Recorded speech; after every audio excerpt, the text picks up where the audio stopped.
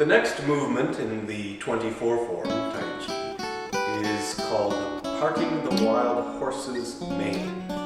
Parting the horse's mane follows the commencement that we learned in lesson 2. From this position, we do parting the wild horse's mane, left. Twisting the waist to the right, holding the ball with the right hand on top, pick up the left foot and step. Place the heel, then the toe, and parting the horse's mane, left. The hand movement is actually quite simple. The right hand rises to shoulder level. The left hand turns palm up in front of the dantian, just below the navel. So the right hand is right in front of your center line. It doesn't go off to the side like so. It stays right there. So the shoulder is nice and relaxed. The left hand just turns palm up. So from this position, the right hand rises in front of the body at shoulder level, and the left hand turns palm up, just below the navel. Some people think that you're doing this, that you're moving the hands off to the side. This is a misunderstanding. What happens is that the waist twists to the right as the hips turn a little. This allows the hands to move off to the side. It's the twisting of the waist and the turning of the hips that allows you to stand balanced on your right leg and allows you to step slowly with the left foot. Try to make sure that it's your hips that turn and the waist turning, not the shoulders moving off to the side. So the arms are here in a nice, relaxed, and very powerful position. As soon as the elbows go over here, the shoulders are too tight, and you break the connection of the body, and the body loses its power, loses its dynamic strength. So, relaxation is power. So from here, just the hand movement, raise the right hand to shoulder level. The left hand turns palm up under the dantian. Feet parallel, shoulder distance apart. The hands rise, the hands lower, just as we learned in lesson 2. Now, turn your hips a little to the right, twist your waist to the right, and pour the weight into your right leg. So your weight is on the right leg. Raise your right hand in front of your chest at shoulder level. Turn the left palm up under the dantian. And now you can pick up your left foot. When you're standing on the right leg, make sure that your hips are not sticking out to the side. Drop your right hip backwards in the direction that your heel is pointing, so that your femur, your thigh bone, lines up with your foot. Don't stick your hip out to the side. Drop the hip back. When you do this, your hip can relax, your waist can relax, and you'll be able to fry an egg on your right thigh. You want to avoid twisting the knee outwards. You also want to avoid twisting the knee inwards. So keep the leg lined up with the foot. This will help with your balance and help to build that leg strength that Tai Chi is so famous for. Shift your weight to the right leg as you turn the hips and twist your waist, and raise your right hand and turn the left hand. Again, palms down, legs bent. Shift your weight onto the right leg, holding a ball with the right hand on top, drawing the left foot. Try to keep your right leg bent, keep your body at the same level. So you turn the hips, you twist your waist, you let the right thigh muscle, especially right in here, the vastus medialis, let that do a lot of the work. And twist your waist, holding the ball, then lift up your left foot and point your knee to in the opposite direction. So if I am standing facing this direction, I want to turn and point my knee over there. Then I place my left heel and then the toe. And the toe in this case is going to point off in that direction.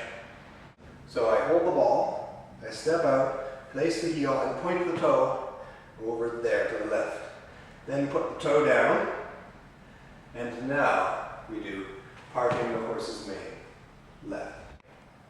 Shift your weight to the right, turn the hips, holding a ball with the right hand on top, left hand underneath by the dantian. Pick up the left foot, point the knee in the direction you're going to step, place the heel, then the toe, and then shift, turning in the right toe. Shift your weight to the right, turn the hips, twist the waist, holding the ball with the right hand on top. Bring the left foot in, point the knee in the direction you're going to step, and place the heel. When you do this, do not look at your foot. Keep your eyes on your fingers. You should not be able to see your left foot move. Don't do this. That will upset your balance. Instead, all the time that the weight is on the right leg, keep the pelvis turned to the right and twist the waist to the right and look at your right hand. Staying low on the right leg, point the knee in the direction you're going to step, and then slowly step out, place the heel, then the toe, and then the right palm drops, palm down to hip level as the left arm rises palm up at shoulder level. Drop the right hand to hip level, the left hand rises palm up at shoulder level. The right hand drops to hip level as the left hand rises to shoulder level. Left hand palm up, right hand palm down. Your fingertips of your left hand are at about eye level. The shoulders are relaxed, the elbows are dropping. Let's do that again. Holding the ball, right hand on top of the ball, left hand at dantian level. Drop the right hand to hip level, left hand palm up at shoulder level.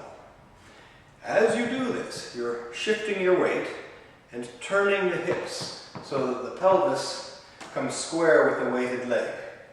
So again, holding the ball, shift your weight to the left leg, the right hand drops, the left hand rises. There's a saying in Tai Chi, when one thing moves, everything moves. When one thing is still, everything is still. So you don't want to shift the weight, then turn the hips, and then move the hands. You want them all to move at the same time. So start with your fingers moving. Start the fingers moving and let the weight support that movement. Don't shift and then go out like that. Instead, the hands begin to move almost as soon as your foot hits the ground. As soon as your heel touches the ground and you put your foot down, you can begin moving the hand. So place the heel, then the toe, and then shift. Now you may have noticed that I do something with my right foot that I haven't talked about yet. And that's at the very end of this, as the weight is leaving my right foot, as the weight is pouring into my left foot, I pick up my right toe and move it forward. So I shift, parting the horse's mane, and I move my right toe forward. Now, if I could move my right heel backwards, or I could pivot in the middle of my foot. But if I did that, I would be making my stance longer. And that would become important as we do the next movement. Remember, you're staying at a fairly low place here, it's fairly low level. Placing your heel, and then your toe, and you shift. This is as long a stance as you're probably comfortable with right now. So by turning the toe in, you keep the same distance between your heels. But if you pivot on your toe and push your heel backwards, now you have made your stance lower and longer, and that's fine. Doing a stance nice and low and long is okay, except you're going to have to pick that foot up. And if you've made your stance longer, it's going to make it more difficult when we get to the next move. Holding the ball, the right hand on top, twisting your waist to the right. Pick up the left foot, keep your eyes on your hands as you step. Place the heel, then the toe, and shift, parting the horse's mane left, and turn the back toe in, just a little at the end.